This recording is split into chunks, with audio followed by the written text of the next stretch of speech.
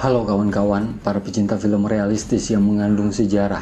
Kita kembali berjumpa di channel Array 59. Film yang kita bahas kali ini berjudul The Battle Roar to Victory yang dirilis pada tahun 2019.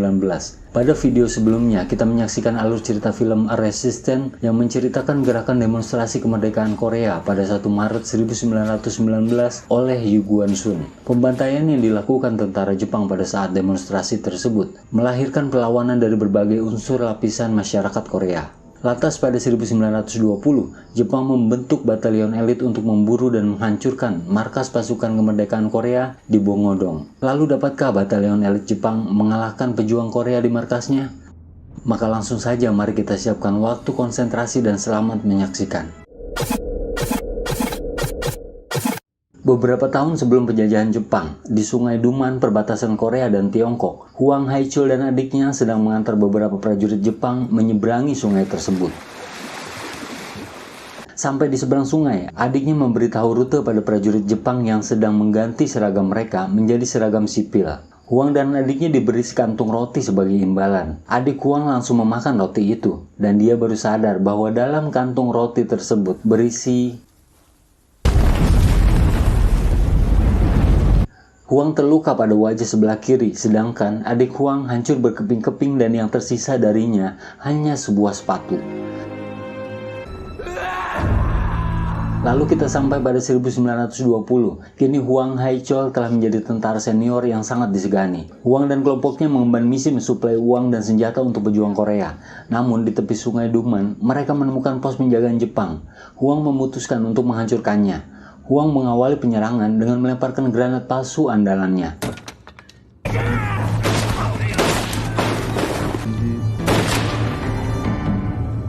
Seketika pos tersebut berhasil mereka kuasai.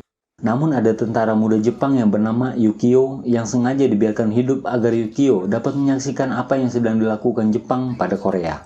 Lalu Huang Haichul mulai menoreh dinding dengan darah tentara Jepang bertuliskan, "Kemerdekaan untuk Korea."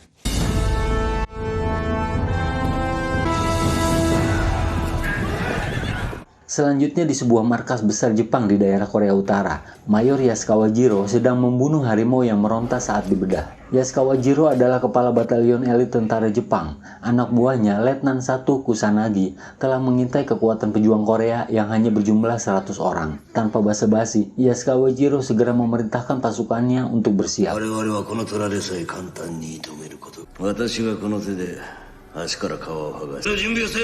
Sementara di dalam hutan, Huang Haichul yang dikenal jahil mengeprank pejuang sipil Korea.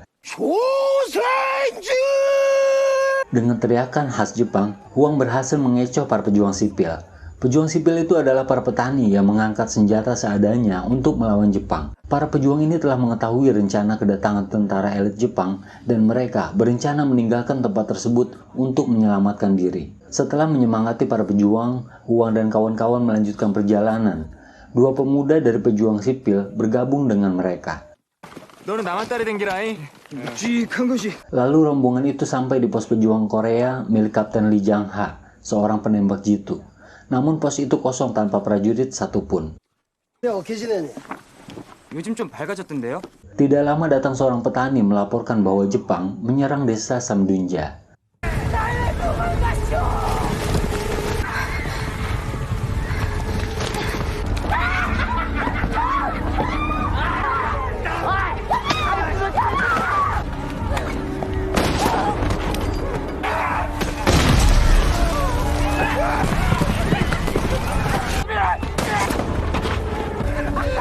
Para tentara Jepang memporak-porandakan desa petani tersebut tanpa perlawanan. Dalam pembantaian itu, tentara Jepang dipimpin oleh Areyoshi Shigeru. Areyoshi mencari Lee Jin-sung yang dilaporkan membawa uang untuk keperluan para pejuang Korea. Areyoshi mengancam kepala desa Samdunja untuk memberitahu posisi Lee Jin-sung. Namun sang kepala desa lantas menyuruh warganya untuk kabur lalu mengarahkan pistol ke keningnya dan...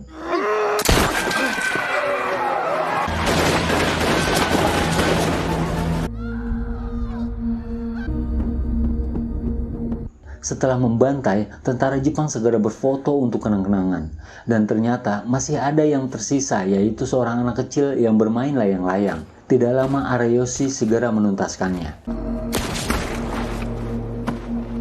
Melihat adiknya terkapar, seorang gadis keluar dari tempat persembunyiannya. Areyoshi tidak mau menyisakan satu nyawa pun di tempat tersebut.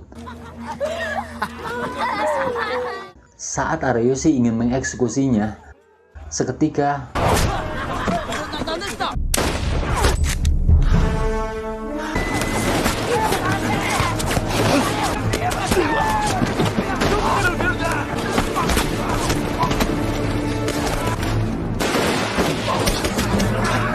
pasukan kemerdekaan pimpinan Kapten Lee Jang-ha menembaki tentara Jepang yang berkumpul. Lee Jang-ha dan pasukannya segera menyisir tentara Jepang di desa tersebut.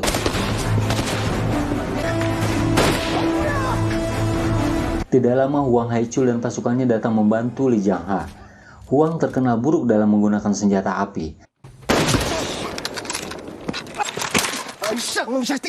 Namun soal memainkan pedang, ia tak tertandingi.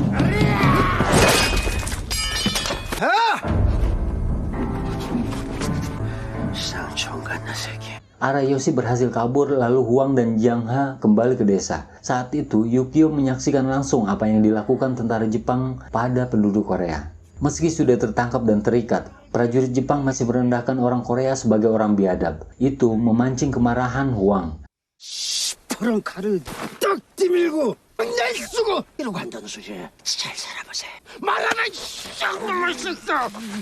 Lantas Huang mencabut kemaluan tentara itu dengan tangannya.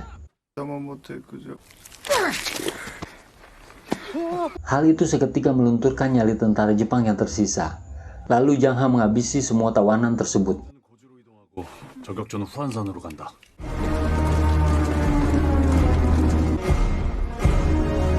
Di hari yang sama, batalion elit tentara Jepang tiba di Sungai Duman. Di sana Yasukawa memerintahkan Kusanagi untuk menyisir Gunung Huan dan puncak Goryeo.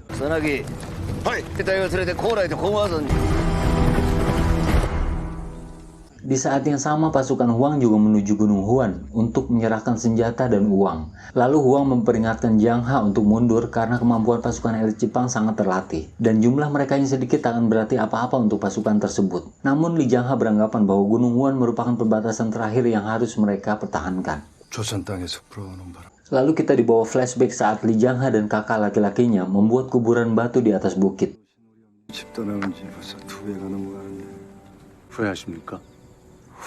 Lalu kita dibawa flashback lebih jauh lagi saat Jang-ha masih remaja. Kakak perempuannya memberikan cincin dari ibu Lee Jang-ha untuk mas kawin saat Jang-ha menikah nanti. Namun Lee Jang-ha malah menitipkannya kembali kepada kakaknya. Lalu tiba-tiba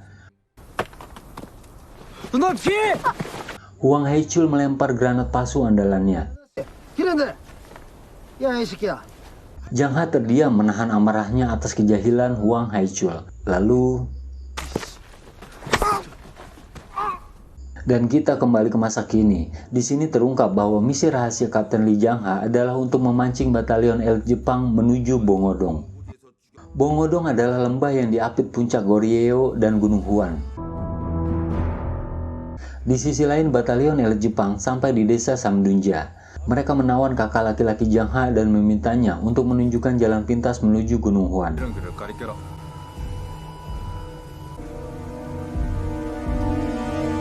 Di dalam hutan Gunung Huan, Lee Jin-sung, kepala pendanaan pejuang Korea, sampai di sebuah gubuk milik Tuan Choi. Di dalamnya Lee Jin-sung merapikan uang untuk dikirim ke unit perjuangan Korea di Manchuria. Mereka menunggu Huang Haichul yang mengemban misi untuk mengirimkan uang dan senjata. Lalu tiba-tiba mereka mematikan lampu karena menyadari ada yang sedang mengintai mereka. 누구 왔어?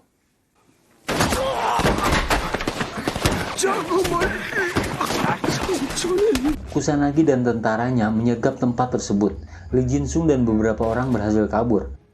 돌아보지 말고 뛰세요. 절대 뺏겨서는 안 돼요. 아셨죠?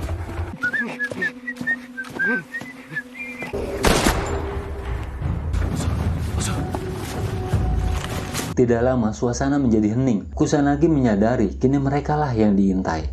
Kusanagi pun segera mundur.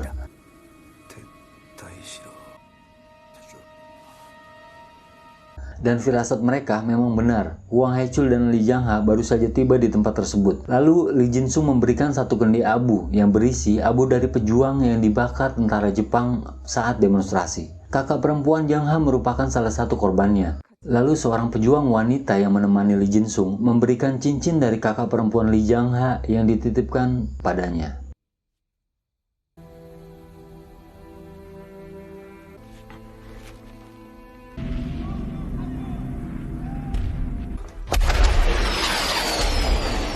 Sementara di desa Samdunja, Jepang melepaskan suar untuk menangkap penduduk desa yang bersembunyi. Suar itu membuat Arayoshi keluar dari tempat persembunyiannya. Lalu Kusanagi menangkap beberapa orang desa yang bersembunyi. Tidak lama, Yashikawa mengeksekusi mereka semua.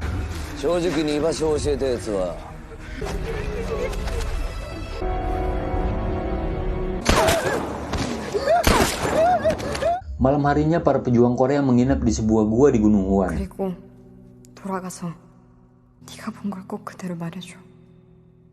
Huang Haechul memutuskan untuk menunda misinya dan membantu Li Jiangha menghadapi tentara elit Jepang. Tanpa mereka sadari, tentara Jepang sedang mengintai mereka dari semak-semak. Saat fajar tiba, Huang memberikan uang pada Li Jinsung untuk dibawa ke Bongodong. Li Jiangha dan Huang berencana menghadapi Jepang di Bukit Goryeo. Gaedong sebagai anak bawang diminta mengawal Chung Ho dan Yukio ke Bongodong.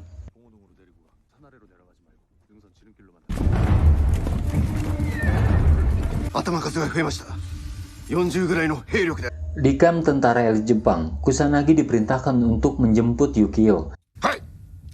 Tidak lama Arayashi mengajukan diri untuk memimpin batalion elit. Yasukawa mengizinkannya, namun sebelumnya Yasukawa memotong jari telunjuk kiri Arayashi.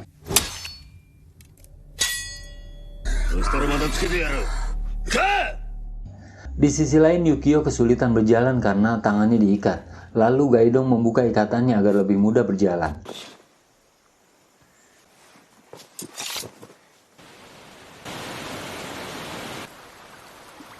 Mereka beristirahat di dekat air terjun.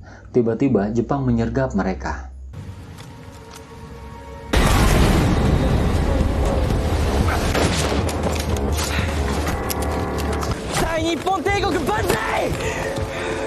Yukio lantas menyerahkan diri agar Gaedong bisa kabur. Chuson dan Yukio akhirnya ditangkap. Gaedong kembali ke bukit untuk mengambil senjata, namun Li Jiangha melarangnya. Tidak lama, pasukan elit Jepang sampai dan melihat posisi mereka.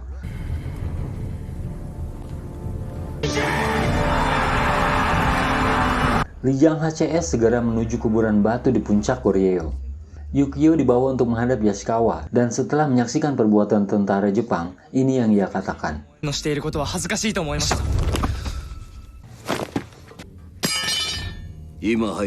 Lantas Yasukawa menyuruh Yukio untuk harakiri karena komentarnya tersebut. Tiba-tiba,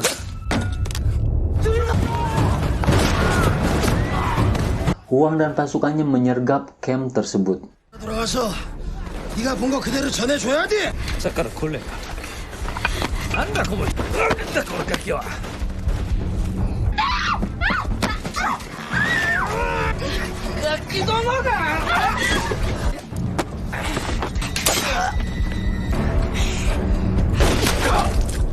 Huang CS berhasil membebaskan tawanan, namun tentara Jepang terus mengejar mereka. Huang CS lantas berlari menuju kuburan batu di puncak Goryeo.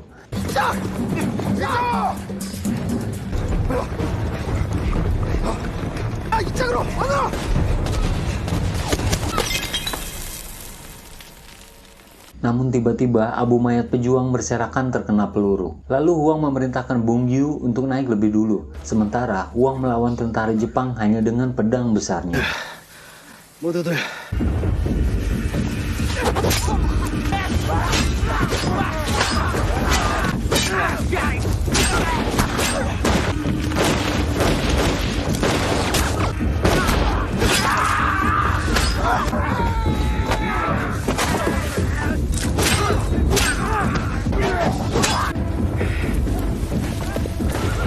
Di atas bukit, Chosun dibawa menuju Bongodong oleh Li Jinsung, dan Yukio dibebaskan sebagai sandera.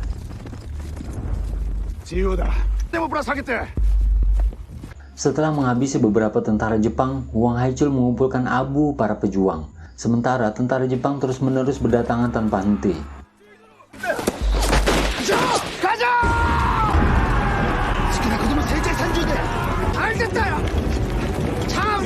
Huang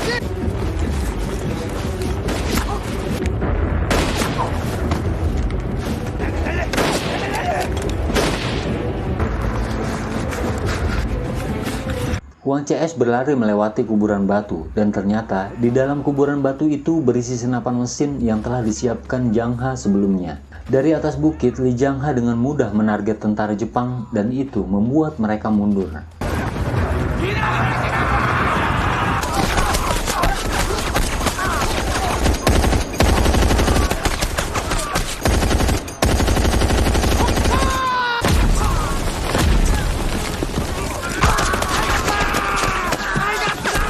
Namun tentara elit Jepang yang lebih berbahaya adalah tentara pimpinan Kusanagi yang terdiri dari penembak jitu terlatih.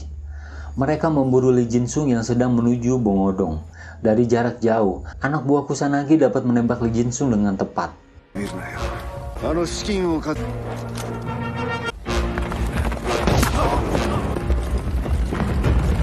Lalu di koridor hutan, Lee Jin-sung mengorbankan dirinya untuk menahan tentara Jepang.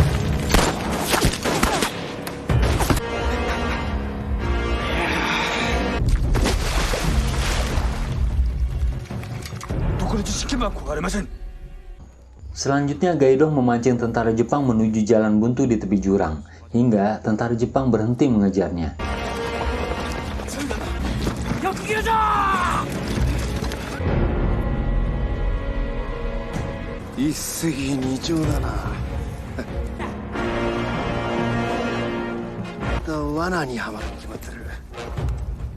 Lalu Huang Haichul menemui Gaidong dan menyuruhnya membawa abu pada komandan pejuang Korea. Setelah itu, Huang menuju ngarai elang untuk mengintai tentara elit Jepang.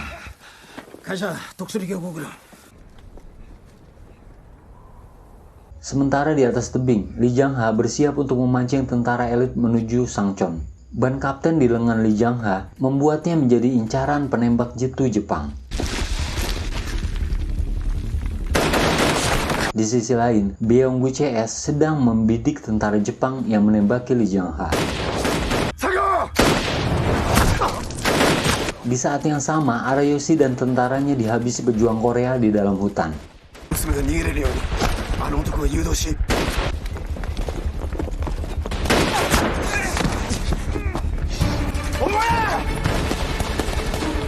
Di atas tebing, Beonggu beradu tembak dengan sniper Jepang.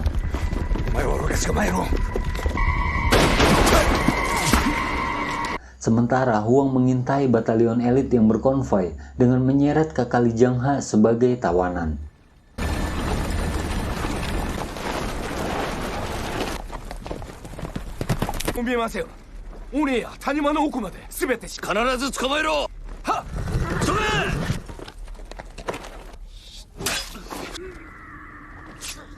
Li Zhang He sendiri sudah sampai di Sangchon.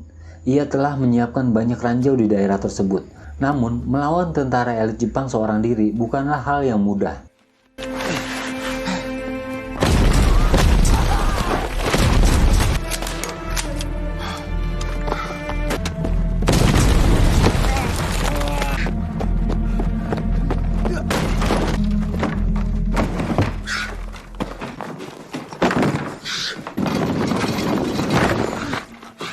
Li Zhang He dilempar granat saat bersembunyi, hingga ia terpental keluar.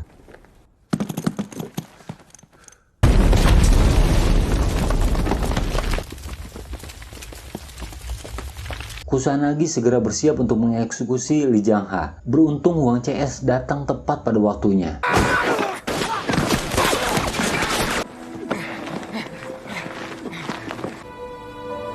Lalu, duel pedang antara Letnan 1 Kusanagi dan Huang Haichul dimulai. Duel itu terjadi sangat cepat dengan satu kali tebasan dan membuat pedang Huang patah menjadi dua. Potongan pedang Huang menancap di leher Kusanagi. 섭회하지 말라. 받은 거 그대로 돌려주는 거니까. 빨리 피해. 나가리 닥치라. 너 혼자서 상촌까지 죽였대. 아새끼들 끌고 와서 너 혼자 엎드려.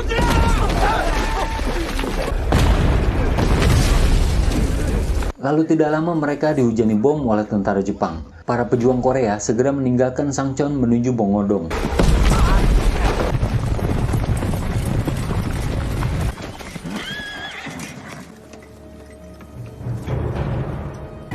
달려!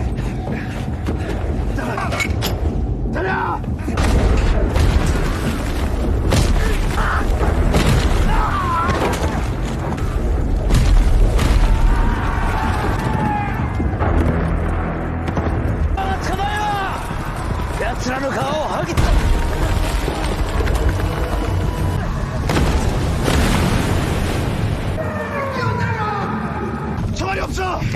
나던데! 그만 좀 쏴, 이 새끼들!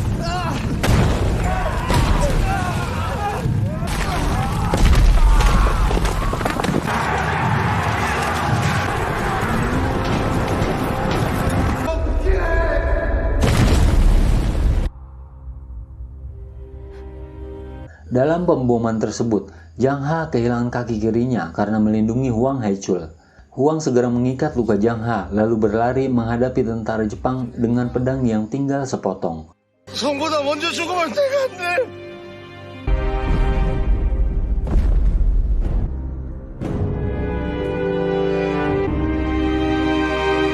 Tanpa mereka sadari, tentara Jepang telah masuk perangkap pejuang Korea. Para pejuang Korea telah memenuhi tiap sisi lembah Bongodong dengan persenjataan lengkap.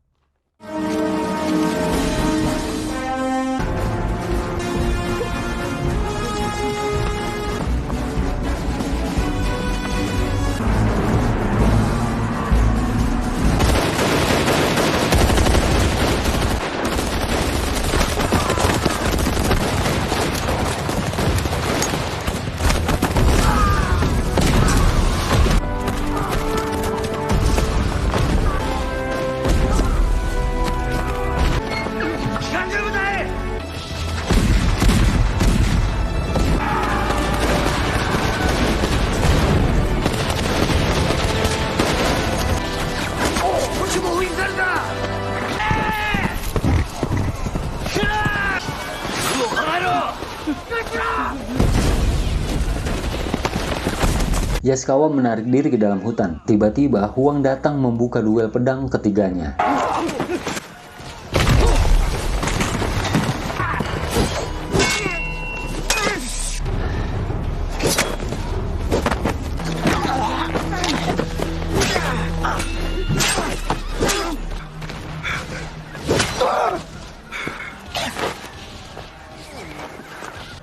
오랫동안 남의 나라 짓밟고 살았으니 Yaskawa terluka parah pada rusuk kirinya. Yaskawa mencoba bangkit untuk kembali menyerang Huang. Namun akhirnya Yaskawa tewas dengan pedangnya sendiri.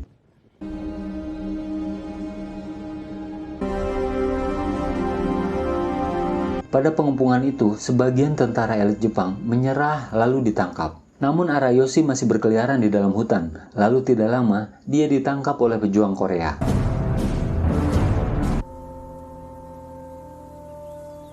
정훈이! 어이, 가지 말라, 가지 말라. 이 떠나다, 야. 에사스.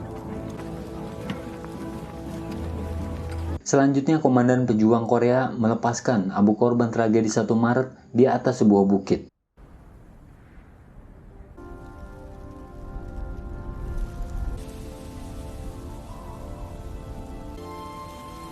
편히 가라.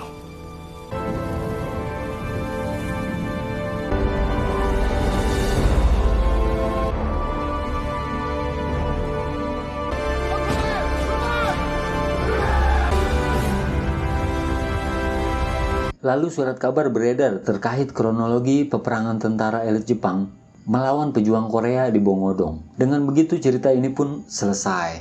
Film ini mengajarkan kepada kita bahwa perencanaan dan strategi yang tepat adalah kunci utama untuk kemenangan dalam pertempuran.